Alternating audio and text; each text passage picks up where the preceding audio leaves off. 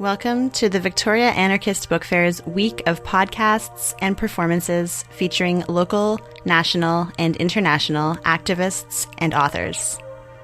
The Bookfair Collective and From Embers have teamed up this year to release presentations over our podcast platform that can't be held in person due to the COVID-19 pandemic. Recordings of these voices of resistance were conducted on unceded Indigenous territories across so-called British Columbia and beyond. For more information about the book fair and a full schedule of online events this week, you can check out victoriaanarchistbookfair.ca. Listeners in the Victoria region are encouraged to visit Camas Books at camas.ca for anarchist publications and more. Thanks for listening.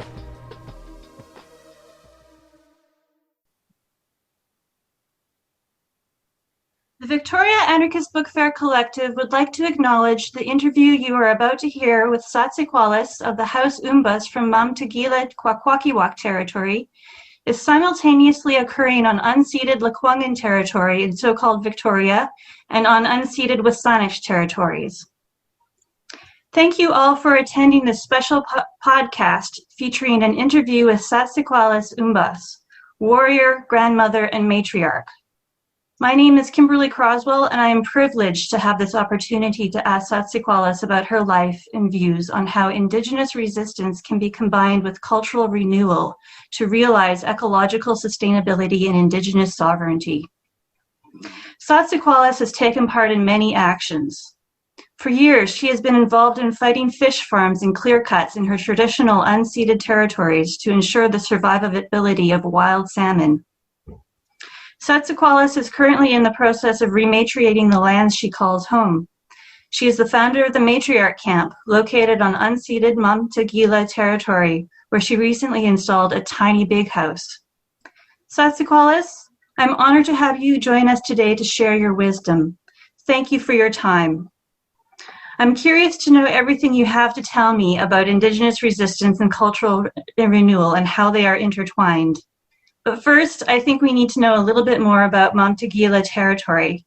Where is it, and what does the land mean to you?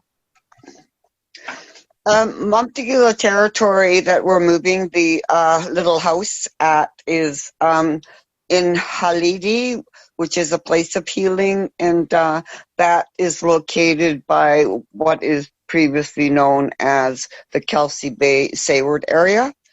We have some land there, as well as it was a village. Our people lived there, and it's been abandoned for about 70 years now. Basically, on the West Coast, we have very, very many abandoned in that area. And basically, that's because everything that's happened within the entire system of this government has been a really push on assimilating us. And so what happened with a lot of our villages are totally abandoned now because of the Department of Indian Affairs pushing to move the children. There was off the land, and it was a coordinated effort. At the same time as this was happening, the children were in residential school. And the grandmothers and grandfathers were told if they moved to, our people, the Mamtagila, moved to Turner Island to be with the Slawitsis, which were closely related to. And from there was the push again to move them to another area, which is economically whatever. And what happened is that the land there hasn't been used in a long time, and our abandoned reserves are a result of this government's I don't know, have a harsh word, but fuckery. And that is insane because from Turner Island, our people were encouraged to move to Yalis, otherwise known as Alert Bay. And so that reserve became abandoned as well. And so all these territories that were in that area, we were very nomadic people within our territory. We never lived in one place. We had summer camps, winter camps, berry picking camps. All those things were very seasonal. and we moved within our territories to do this. But now, like you have to have a boat, you have to have like all these things set in place before you can even go back to the land and do any kind of work or anything. And that's really critical to our people, this disassociation or dispossession of our territories. And right now, in Halidi, where we are moving our Tutsi to, the clear cut has happened in there, and they've been auctioning off our land for a clear cut.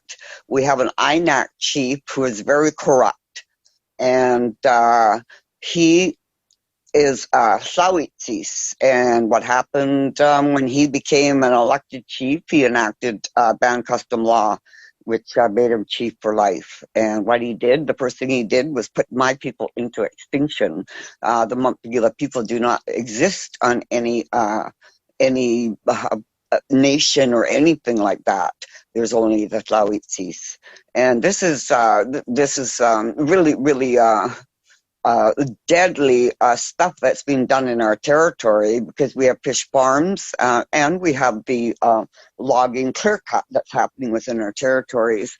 And I recently went up to Alert Bay, Yalis, and it was very, very sad to see, all along the highway there, there's like clear cut has happened in such a bizarre assault to the land. It's violence to the land is literally what it is. And violence to the land is violence to the people. And people need to realize that these things have to change. And I started the Matriarch Camp in 2017, I believe. And basically, I started it because of the government and all the shenanigans that they were pulling on the fish farms.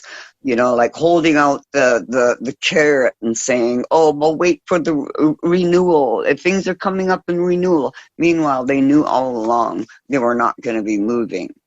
And even at this point right now, the fish farms within my territory has 3 right in front of my village, which is Itsikan, where our people lived as well. And all of this is really, really quite tragic to the land. And to understand that everything is connected. So what happens is you've broken that connection, you've broken that natural law, and there will always be consequences when you do that. And bringing in a foreign species that are not from this territory is to me, it's like an abuse of an animal. Fish, they have spirits too. They're very, very special, and they give so much to the land and to the people. If you go and see a tree, right at the very bottom of the tree to the very tip of it on top, you will find the salmon DNA. So the salmon is very, very critical to our people. And one of the things, that I started the Matriarch Camp for was I wanted to hold space for the people that were on the fish farms. And I wanted this to be kept in the public eye, constantly. So the only way that we could effectively do that is to get arrested at actions that we were doing. I think it was the first one that I walked on my feet, but everyone after that, every arrest after that ended up being, they had to work. They had to carry me. I was not walking to any police car after that first arrest. And so that was the reason why the Matriarch Camp got set up, was to support our people at home and to support our people on the fish farms. And we've done a lot of work as a Matriarch Camp. We don't just stick into one area with the fish farms. We also do like we went to Burnaby Mountain and helped there, and that's something that we're doing right now. Unfortunately, we cannot get the Tutsi into our territory right now. There's been work crews that have been going up quite often, trying to clear the old logging road of stumps and all that, so we can get our house in. And with COVID and everything, we've had to put that on the back burner for now, which is very, very disheartening to me. I just want to get to the land so bad.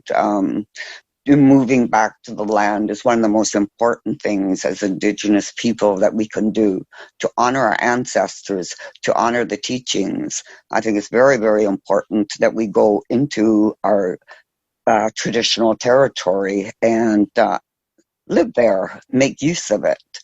And so, so one of the things that, my dream is that Halidi, will grow into a village.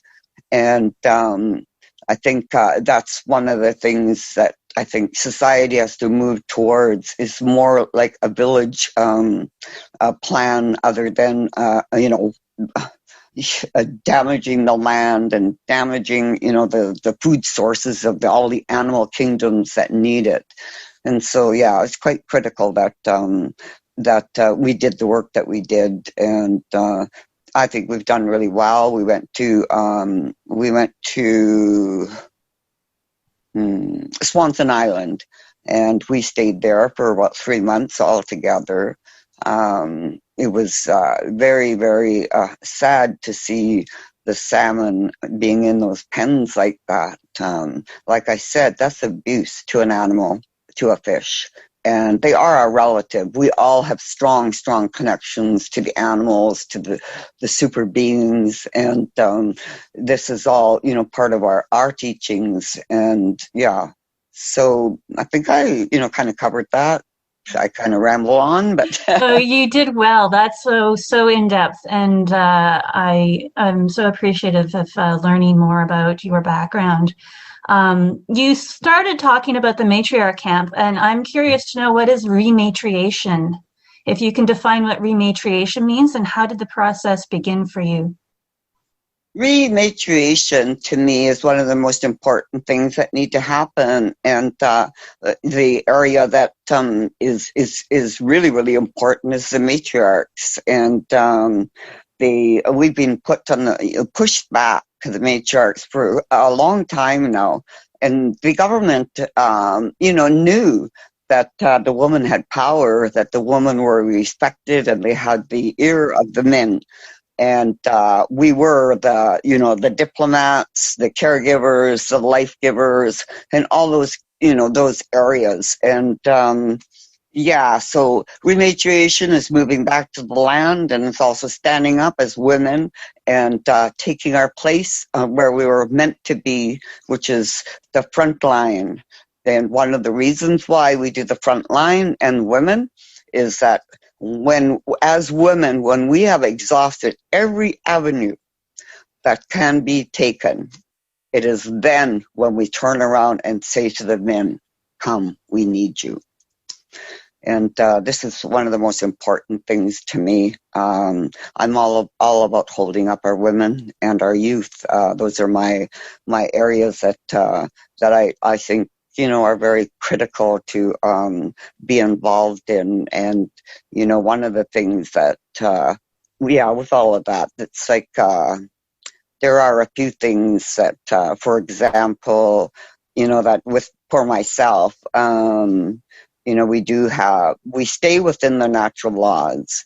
And what's happened is the matriarch system was torn down, and the men need to remember that system was torn down by colonial power, and the men need to know that the women need to stand in the front line and be protected at the same time. It's a very, very fine line to walk. And rematriation is about moving home, back to the land, taking our place as women, as warriors. And that is really, really important, because then we can really grow. And then, we can walk together with the men. It wasn't that long ago, if we talked about the matriarch system, the men would laugh at us. And my answer to all of that is, one day we'll all laugh together on how foolish the men were. And they'll laugh with us, and that's something I strongly believe in. Great. So to talk about that tiny big house that you have, that was a project that came to fruition through the work of many people. And I'm wondering, what role has allyship played in the various actions you have undertaken, and how do you describe effective allies? I think that effective allies are ones that need to start listening with their heart and not just with their ears. That's very important because we do have some, troubling things happening in our territories and by, people that we love that shouldn't be in that area. I'm losing myself right now. No, that's fine. Yeah. So why don't we talk about the building of that tiny big house? How long did that tiny big house take to put together? Wow, it was put together within a week, and it's still not completely finished. The solar panels need to be put on. Right now, it's parked out in some man who's allowed us to use his yard to park the Gutsi in. And the reason why we call it the Gutsi is because the Gutsi is our big house, and we call it Gutsi Bidu, which is our house of small. That's one of the most important things, was that I needed to get back into the land. It's been something I've been talking about for years. And to see this all fall into place so easily is just incredible. I'm so grateful to many of the people that have supported us, and I'm very grateful for all of those that worked on our big house. It's going to probably be next spring when we're going to move it in. And we'll be doing a lot of fundraising up to then. Because there's the hauling fees that to get the thing in, and all of those things that it requires to move that home.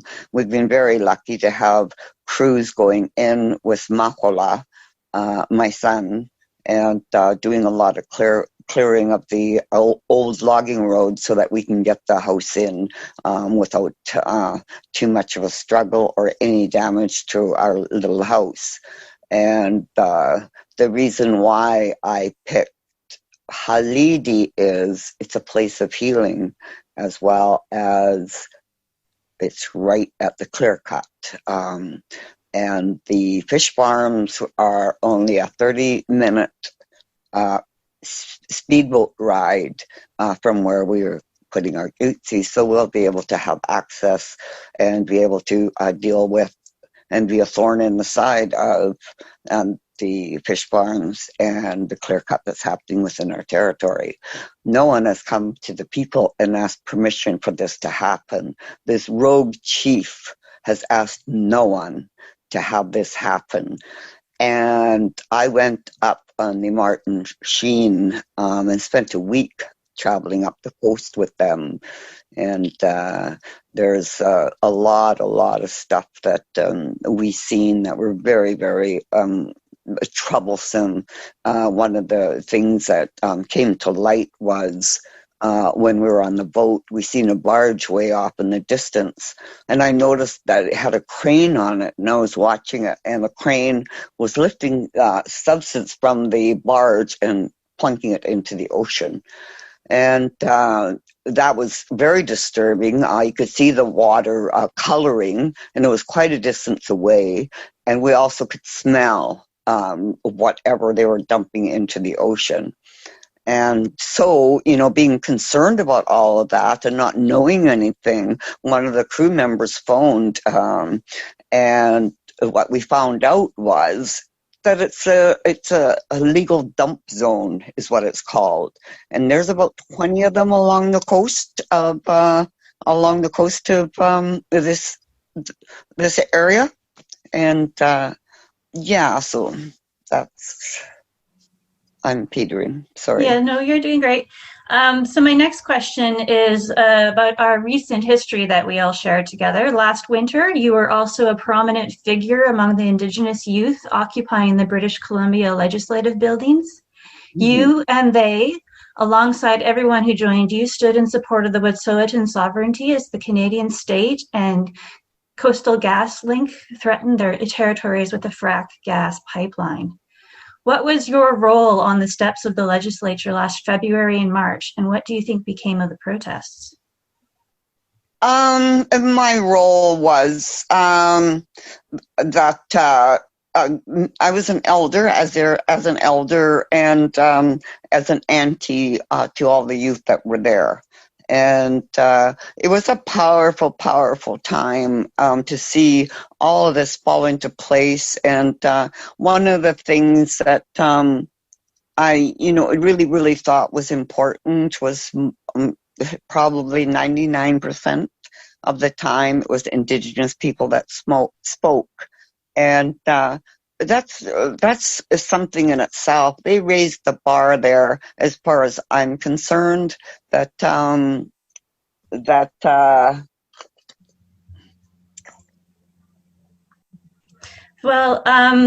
you were often on the steps, and so you were around the sacred fire. Can you talk about what sort of things happened around the sacred fire, or is that private? No, the sacred fire. It's an important part of our tradition when we are doing these kind of actions. And the youth, like I said, I believe raised the bar for a lot of I'll say activists, the environmentalists, and non-Indigenous people. That is one thing that needs to change. That, when you're doing the work on the territory, you must do protocol. And one of the most important things is that you need to remember that all of this is all tied together in one thing, and the actions. A lot of the actions that happen, there are non-Indigenous people that do all the speaking, or 99% of the speaking, and very few of us, were given a voice. We have found our voice, and we're getting stronger every day. And one of the things that people really need to do is to stop talking and start listening, because it's so important. Everything that's happening to Earth right now is really, really heartbreaking. What's happening to the Indigenous people, the world is really heartbreaking. And all of this is really important, and we do need our allies, our accomplices. They're very, very critical. It's just, that they have to understand and what their role is now that we are decolonizing and working on decolonizing ourselves. I don't like the word service, but it's the only word I can think of. That there must be service given. And that means you take care of the elders that are there. You take care of the elders that are around the fire. You bring them tea, bring them water, and that's important. Or, like other organizing things, but the bulk of the speaking needs to be the Indigenous people. And the area that I really, really work with on making this happen is our youth and our women. And that's one of the reasons why I stood with the youth. I was also with them at the mining office department also, and I was the first one arrested there.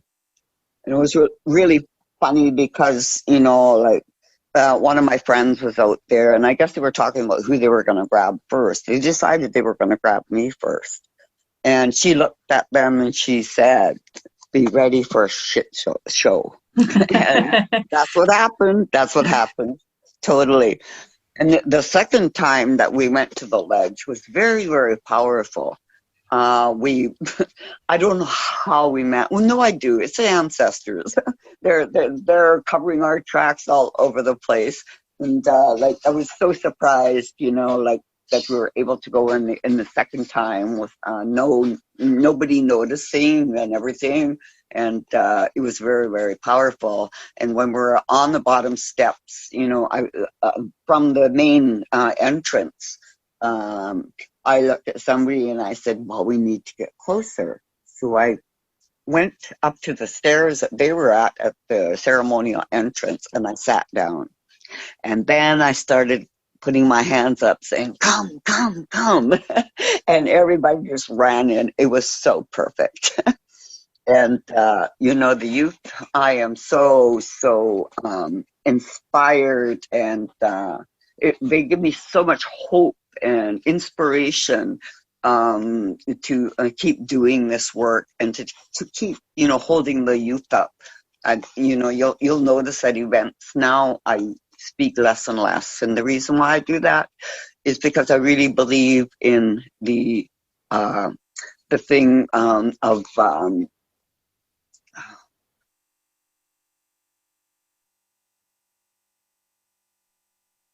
okay. So anyway, I find that it is very, very important to know your role, and mine is holding space, and now others are standing up. So it's time for me to step back a little bit more each time, and that's something that is really, really important to me. I consider it almost like a protocol of the Matriarch Camp. The Matriarch Camp was started by 3 women, and we lived in the tent for an entire winter. It was powerful. We lived through snowstorms, windstorms, rainstorms. We went to 3 tents and 2 canopies because of the damage done by the weather. And so, yeah, and the matriarchs and the women that were with me, one of the saddest things for me is that we lost Shauna Green, and that was very, very sad. She was well loved, and she was an inspirational warrior, and I loved to hear her sing. She was so powerful, and so. Right now, we're sitting back a little bit more. We're working on an action right now that will be in my territory, the Montegila People's Territory on the island. So I would say stay tuned and watch for the notice when we step forward with this action. Great.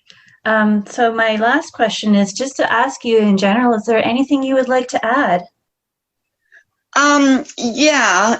I'd like to add, with the fish farms, with everything that's happening now, we're going to another year. But like we went through 2 years of no salmon last year. There was some salmon, and that was because of the 4th season, and everybody knew that there was going to be, more fish. Well, this year we're back to very, very few. The quota that our elders got, their quota was 1 salmon per house, and that was it.